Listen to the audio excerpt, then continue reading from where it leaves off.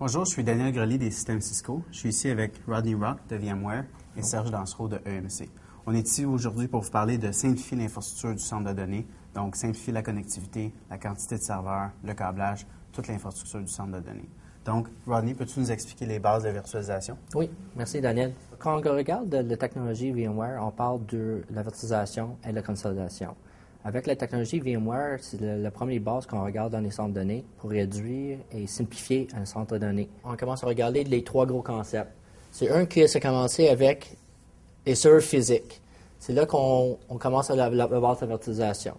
C'est une façon que nous autres, on peut regarder de faire la consolidation vers un système qui on peut faire consolidation des serveurs physiques à virtuel en utilisant une technologie qui s'appelle ESX.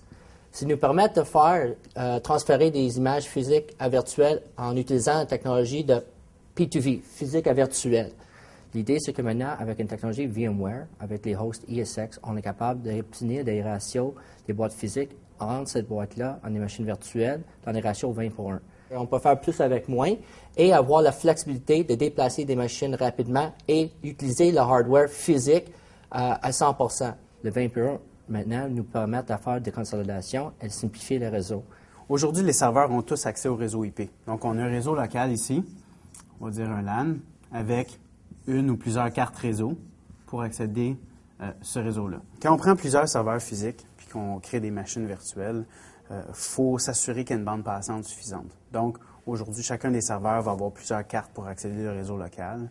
Une machine virtuelle peut être disponible sur un serveur parce qu'on a des ressources CPU, de la mémoire vive suffisante. Par contre, la bande passante, on ne peut pas dire, bon, mais vu qu'on devient une machine virtuelle, on peut se contenter uniquement de 10 de la bande passante qu'on avait auparavant. Donc, juste de s'imaginer là, une dizaine de serveurs dans un seul, Rodney parlait d'une consolidation de 20:1, mais juste une dizaine de serveurs dans un seul va nécessiter d'amener peut-être pas 10 câbles de bande passante pour connecter au LAN, mais peut-être 4, peut-être 6, peut-être 8. Puis ensuite, on a un différent protocole, une autre infrastructure de connectivité pour accéder au réseau de stockage. Fait que si en plus, il faut amener des cartes fibres, facilement, on va voir un serveur pour la virtualisation, un serveur ESX qui va avoir 8, 10, potentiellement 12 câbles si vraiment on veut fournir les deux protocoles et de la bande passante suffisante pour 20, 24 machines virtuelles. Donc, ce qu'on a fait, c'est qu'on a créé une nouvelle plateforme de connectivité, une plateforme qui s'appelle Nexus, qui est une plateforme de haute densité 10 gig, mais en plus d'être à 10 gigabits, on a deux protocoles sur chacun des câbles. Donc, on peut avoir vraiment le stockage, Fibre Channel, et Ethernet, donc les deux protocoles sur le même câble, avec des nouveaux protocoles qui s'appellent Fibre Channel over Ethernet, par exemple, ou Data Center Bridging, Data Center Ethernet. C'est des noms de l'industrie qu'on connaît pour ces nouveaux standards de protocoles-là. Ce qui fait que avec uniquement deux câbles, on peut avoir 20 gigs de bande passante et nos deux protocoles.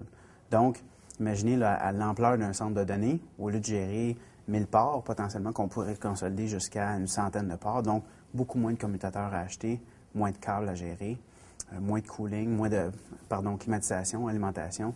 Donc, beaucoup moins de coûts fixes et une infrastructure beaucoup plus simple à gérer. Par le passé, on avait des espaces de stockage de basse vitesse ainsi que d'espaces de stockage de haute vitesse, dépendant des performances que nos serveurs avaient besoin. Donc, ce qui faisait que c'était un environnement qui était très coûteux et très complexe à faire la gestion. Avec l'avenue du nouveau réseau unifié ainsi que les plateformes de serveurs virtualisés, ce que EMC a introduit, c'est une plateforme de stockage qui est maintenant unifiée. Donc, on unifie les différents types de protocoles, autant les protocoles de type fibre iSCSI pour le SAN et de type réseau NFS. Chez EMC, on a consolidé tous ces protocoles-là à l'intérieur d'une même baie de stockage.